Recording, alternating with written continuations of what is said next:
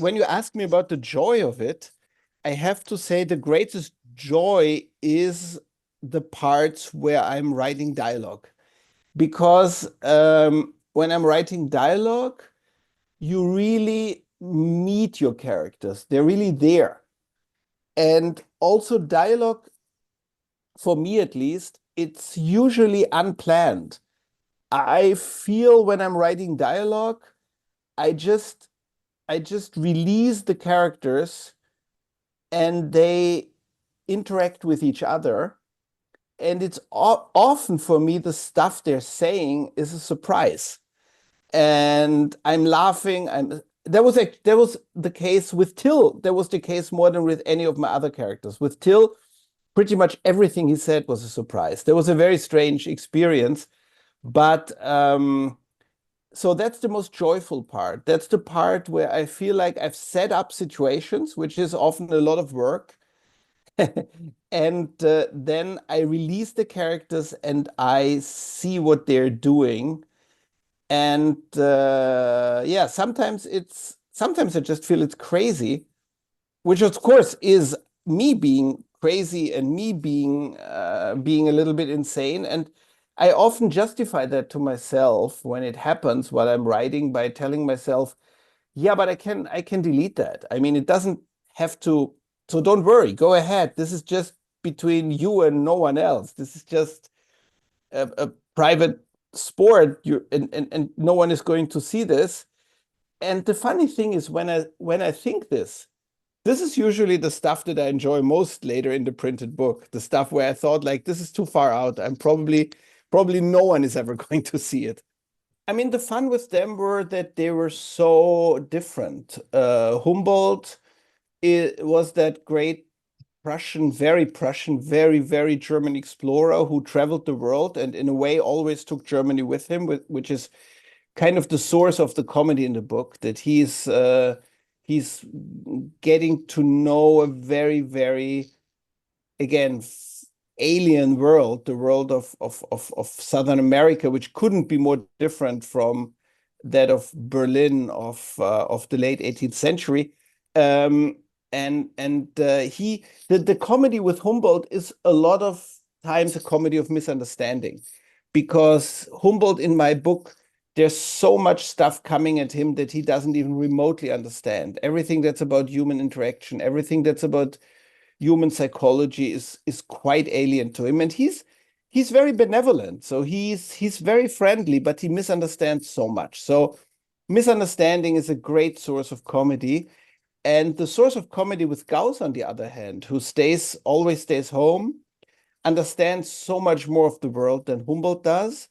And they meet in the beginning because this novel starts when they meet in the beginning, and then there's a long, like most of the novel is actually the flashback of what happened before, and then towards the end we get back to their meeting and what happens after.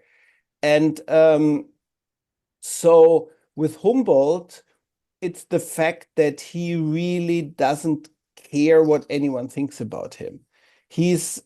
Which is another great source of comedy. Like he's the ultimate grumpy person, grumpy and utterly unsparing of the feeling of the people around him. So only in retrospect, I realized these are both two classic comic tropes in a way that I used for these two characters. And then, of course, when finally, after you've spent around 200 pages with them separately, when then they get together and, of course, don't like each other very much and misunderstand each other all the time, it's a little bit like a buddy comedy in a way. Again, I didn't think of it back then in those terms, but it's the main source of comedy is how different they are, and then they have to solve a problem together.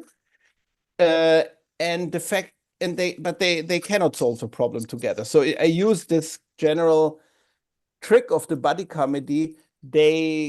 Two different people get together, and they kind of their differences make them stronger. I use the opposite of that. They come together, and their differences make them useless. And which was also which I felt was quite funny. And yeah, the whole book is a Measuring the World was a intended to be comedy. So one thing that was very important to me when I wrote it was I didn't feel I wanted to do a lot of research because I felt this is irreverent comedy. So if there are anachronisms and if I don't get everything right, with this kind of book, it's fine. And there was a real difference to Tyll, for example, which was the next, after two contemporary novels, when I wrote Tyll, which was a war novel set in the 17th century, I felt here I'm really trying to get things right because it's a much darker and more, yeah, more serious novel in many ways. Inventing Tyll was really different from pretty much any other character I've ever invented. Um, because he is in some ways, even though he's not very famous in the English speaking world, for Central and Northern Europeans, he's a mythical character. He's a true myth. Uh, I knew him from children's books when I was a child. He's in lots of children's stories. And then when I was older, I realized that there was a layer of very old, late medieval stories about him, which are very dark and also very crude and vulgar humor, very dark and brutal and vulgar humor. So nothing we would really find funny anymore. So those stories, and he's not much of a character in those stories. He's more like a plot device. So usually these stories are some people do something, then Till Eulenspiegel shows up, does something terrible to them, and runs away. And something terrible is often just some really cruel stuff that we would not find funny, but these were darker and more brutal times. And so I had this idea to use him to write about the cataclysm of civilization that was the 30 Years' War, and to have him show up in the 30 Years' War as a traveling entertainer. And it was the strangest experience to write this because in a way I didn't have to spend any time thinking about how he would react, what he would do, what he would think, how he would speak, which is the most important question. Uh, it felt as if he was already there, which he was because he's a mythical character. But I still had to, of course, had to reinvent him for myself. But it felt in a way as if he was just visiting me in a way. And after I was done with the book, as if he would then just leave to visit other writers because other writers have used him before and other writers will use him after me. And I felt like I was one uh transitory station on his long path through the centuries. And yeah, I've never had this obviously with any other character.